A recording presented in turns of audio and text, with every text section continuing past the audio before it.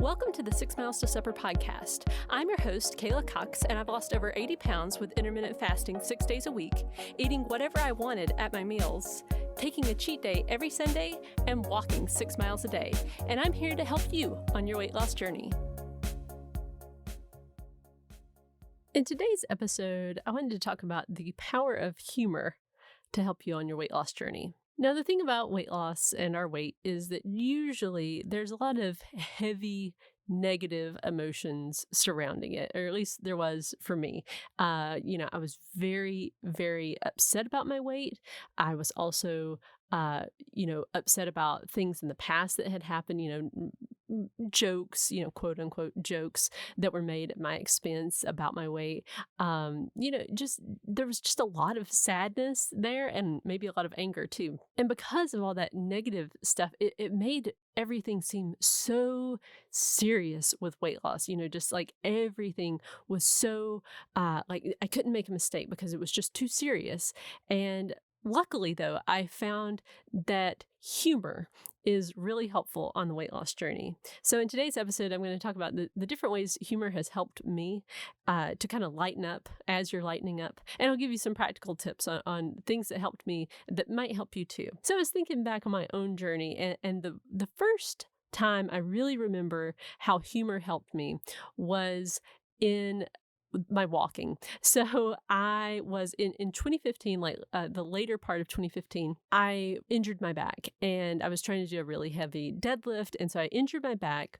And up until that point in 2015, I had been working out really hard. I mean, doing like CrossFit type workouts and lifting really heavy. And, I had lost some weight, and it was slow, but I still felt like, okay, I'm making progress here. And then when I injured my back, it kind of felt like the world was ending to me. It was like, oh no, I will definitely not lose weight now that I can't lift heavy. But luckily, I didn't just completely give up. I had a Fitbit and I thought, okay, I can at least walk. That's one way I can move. And so my thought really was kind of like, maybe I won't gain weight if I at least walk. So during that time, what I found was it was very hard to motivate myself to get out there and walk, because before I had this really awesome workout playlist. And I was like, all right, every time I went to go work out, I would listen to this playlist and it was upbeat music, really fast, and it would just kind of pump me up. But when I was walking, it kind of felt like weird to just walk to this really upbeat music. And what I found was it was more helpful to listen to just stand-up comedy. And when I did that, though, I really enjoyed it. I realized, when I got out there and I'm walking and I'm listening to stand-up, I am laughing my head off and I'm really just honestly having a good time. And so then the interesting thing I found, which kind of seems like a no-brainer, is wow, when I really enjoy my walk like that, I want to get out there the next night and walk. And so I started to see like there was a link there for me between consistency and having fun. And another thing I started to notice was that humor kind of stuck with me throughout the day. I feel like I've always had a good sense of humor. That's how I was raised. But for some reason, weight loss always just kind of put me in a foul mood, being on a diet or trying to lose weight. It was just a tough time. So it was interesting seeing like, oh, well, because I listened to the stand up on my walk, now I'm finding things funny throughout the day, because for one thing, so many times comedians do joke about diets and exercise and stuff. And I was listening to some Jim Gaffigan, and he certainly talks a lot about that. So it would just make me laugh. I would kind of laugh at these situations instead of taking them so seriously. And so when I saw that was really helping, the idea that, just listening to stand up would be helpful in my actual day to day, then I started to realize like it's probably important for me to watch funny movies too, and when I say funny, like I mean literally like things that are uplifting and funny in that way. I think there are plenty of comedians out there who are kind of mean, and I think that's not good to listen to. But I would say what I try to do is I try to notice my actual reactions to things. So if after listening to a comedian I feel happier and I'm really laughing and feeling better about life, I think okay, that's probably a good one to listen to. But if I go away from it feeling really uncomfortable and kind of like, oh, that kind of made me feel bad, then I just don't listen to them anymore. So I found that was really helpful. Just, using humor that was out there. So whether that meant funny, stand up or funny movies or just cartoons or just funny writing. All of that was helpful just to help me to have a brighter day, which helps when you are enjoying your day. It's a lot easier to stick to your plan. But then I also learned the power of learning how to laugh at myself. And now I want to make it clear. I don't mean like being mean to myself and like making jokes at my own expense. That's not what I mean. But what was helpful was to learn how to just kind of laugh with myself about how ridiculous I sometimes can be. And there were a couple of things that I was learning along the way that I think really helped me. The first one was to realize that perfectionism was not helpful. I before this, I really thought perfectionism was what made me a high achiever. I thought, well, it's good to be a perfectionist because that means I will do better. But then I started to see that perfectionism was actually making me fail or really not even try, because it was like as soon as something got difficult and I wasn't doing it perfectly, I would just quit. So I thought, okay, that's not helping my weight loss, right? So I had to start to see perfectionism as an enemy. And when I started to do that, it helped me to start to be able to laugh at myself, because I started to see that, it was not such a big deal that I wasn't perfect. Like, it's okay to just be human, to just have imperfections and to kind of laugh them off. And a second thing that helped too was becoming more self-aware. So self-awareness really just kind of means that you learn how to observe yourself, not like what you think you do and what you think you act like, but just trying to I like to think of it as like trying to look at myself as if there's a camera on me. So in other words, I'm kind of stepping outside of myself and noticing, like, how do I actually move throughout my day? Like, what am I actually doing? What are the actions I'm actually taking? And once I started to see that wow, I have this kind of mental picture of how I am and how I behave versus the actual reality. In the beginning, it was certainly about how active I was. Like, I thought in the beginning, like, wow, I'm a really active person. But then when I started to become more self-aware, I started to see, like, oh wow, I am super sedentary. And the Fitbit helped me with that one. It was like this reality check. I had this idea in my mind. I'm very active, but then the Fitbit would say like 2,000 steps for the day. I would think, wow, I'm not as active as I thought I was. But then just learning how to be self-aware and to see, how am I actually doing? How am I actually eating? How often am I actually eating? It helped me to just kind of laugh at myself and to see, like, oh, I had a pretty high opinion of myself that was probably not well earned. And it just helped me to just laugh about that instead of then being embarrassed, like, oh, wow, I've thought this about myself my whole life and that's not how I really am. Instead of going that route, just saying, oh man, isn't that funny? Like, it's funny that we can view ourselves one way that's just like completely different than reality. And so, this process of self awareness has been kind of a gold mine for me for just learning how to laugh at myself. So, like, one thing that I've definitely learned about myself along the way is my tendency to catastrophize. So, what that means is, like, any kind of little negative thing that happens, then my mind shoots like within 2 seconds to the worst case scenario. And it's always a catastrophe, right? It's always something terrible that's going to happen because this one tiny little negative thing happened. And I used to think that it was like, well, that I need to take that really seriously because that's my thought. And so thus, if I think it, then I should take it seriously. But then what I started to see was, like, that stuff, it never happens. It's never happening. So why not instead just realize, like, okay, I have a tendency to catastrophize. That's what I'm doing right now. And I can kind of laugh about it. I'm still working on that one. I got to say, like, there are plenty of times where I don't even realize I'm doing it. Like, I can look in hindsight and say, oh, yeah, a couple of days ago, I was just catastrophizing, but I didn't realize it. But even then, it's not too late to just laugh at myself and, again, to learn from it and say, okay, I have this tendency and I was doing it again. And so let me try to do better in the future.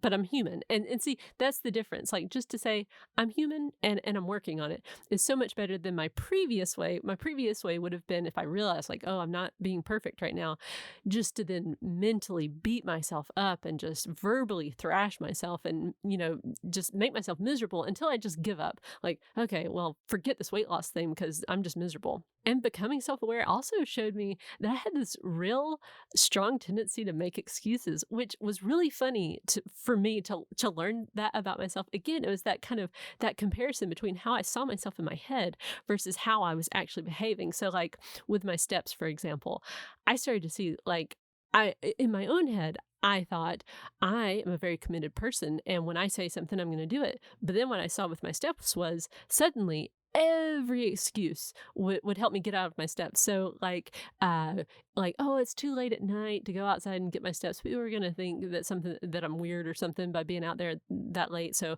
I don't want to go get my steps in, or, oh, it's too windy today. And so I started to realize like, oh, I can really make a lot of excuses. Hadn't realized that about myself.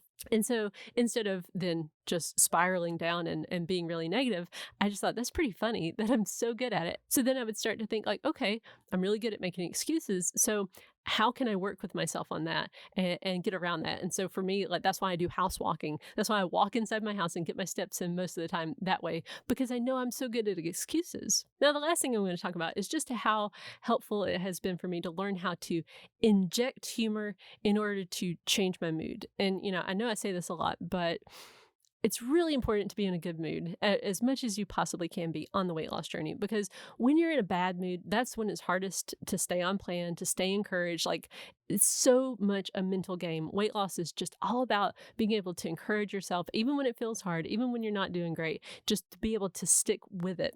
So, keeping yourself in a good mood or learning how to change out of a bad mood is important. And what I've found is humor is great at that. And again, you can look at like just outside sources, like if you find you're kind of in a bad mood, watch a movie, do something to get yourself out of that state. But it's really hard to do, and this is kind of another thing that I find funny about myself is I have learned about myself that sometimes I want to be in a bad mood, which is so ridiculous, right? It's like, why would you want to be in a bad mood? Like, don't you want to be happy? But there are just times I get in these moods and I just kind of want to be in a bad mood for a bit. But then, what I have found is that it's my choice when to break out of that bad mood versus, like it's just something that just happens. It's really a conscious decision.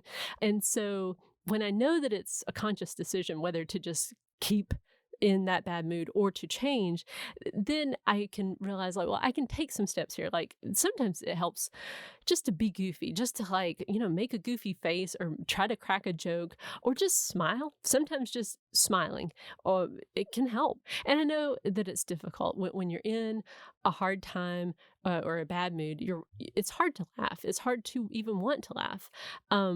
But to go back to my childhood, one thing that my dad instilled in me has always been the importance of laughter, the importance of, laughing through the pain. And he really taught me this lesson through his actions with his dad. So my papa, his dad, was dying basically of cancer. He had cancer and he had a lot of heart problems. So he was in the hospital a lot. And as sad as that was, the things that stick out in my memory about that time were all the funny things, the funny jokes that were made, the laughter that we had, even in the midst of all that terrible, terrible pain. They chose to laugh through it. Like I remember there was this one time, my papa, he couldn't, like he was hooked up, I think, to a lot of machines and stuff, and he couldn't feed himself. So my dad was feeding him. And that's the type of situation, like you could really just sit there and cry, right? And I'm sure my dad felt like it. But instead, I know, I'm sure he did plenty of the crying, and I think it's wonderful to cry when you need to. But one thing he would do is like he would tease my papa with a spoonful of food, right? He would just kind of put it up to his lips, and right when my papa would get ready for the bite, he would kind of pull it back. And my dad would do that to us when we were kids too. So it's just this little joke that he likes to pull. And like I think at the time my papa couldn't speak, like there was something going on, and so he flipped him a bird. Now, I mean, obviously, that's kind of juvenile humor, but I still look back on that and laugh, and that's been a lesson to me that no matter how bad things are, you can choose in that moment to make it a little bit lighter. And so the weight loss journey, I mean, obviously, compare that with like dying of cancer is it seems a lot lighter just by comparing it. But also, it's easy though to fall into taking things really seriously and blowing things way out of proportion. And instead, if you can just say, you know, I mean, yeah, I want to lose weight, but it's not the end of the world. Like if I mess up, and so anytime you are having a hard time on the weight loss journey, do what you can to just inject some humor, just to lighten up, just lighten up. And seriously, if you can just do this, if you just lighten up a little bit, you will find that you don't want to stress eat as much because, you're happier. You're not trying to find that food because you're stressed, because you're just not stressed because you're not taking things too seriously. You're going to screw up. You're human, just like I'm human. I had to learn, like, I'm going to mess up. I mean, there are going to be times I overeat. There are going to be times where I break my fast earlier than I had planned on it. Or, you might skip out on your steps one day. These things do happen from time to time. And when that happens, when you mess up, you have the choice. You can either sit there and be all serious about it and beat yourself up about it, or you can just kind of laugh at yourself and say, wow, as it turns out, I'm human. I'm not perfect. And so just try to learn from it and pick yourself up and move on. And another lesson I have learned is to never think you're past needing humor. I have fallen into this. I mean, even pretty recently, with having a YouTube channel and a podcast and 2 books about weight loss, it suddenly, I was taking it a lot more seriously, because it felt very weighty for me. I mean, not to use a bunch of puns, but I mean, I felt like, oh, like all these people are watching me and now I can't screw up. And that's dangerous because that introduces, again, a lot of stress and it makes me take things way too seriously. So I've had to learn, to realize like I am not that important. I am a speck in the ocean, and I certainly hope that all the content I put out is helpful. But another thing I've realized is it's probably more helpful to talk about the times I screw up. So it's okay for me to screw up, even though I have these things and I have these little platforms and stuff. It's okay for me to mess up too, because it can help other people to learn, just if anything, just to learn the lesson that nobody is perfect, right?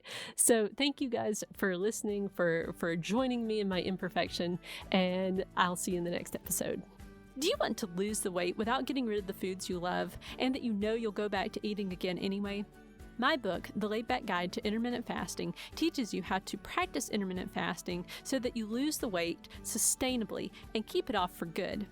You can get the audiobook read by me for free when you sign up for your 30-day trial of Audible. The link is in the show notes.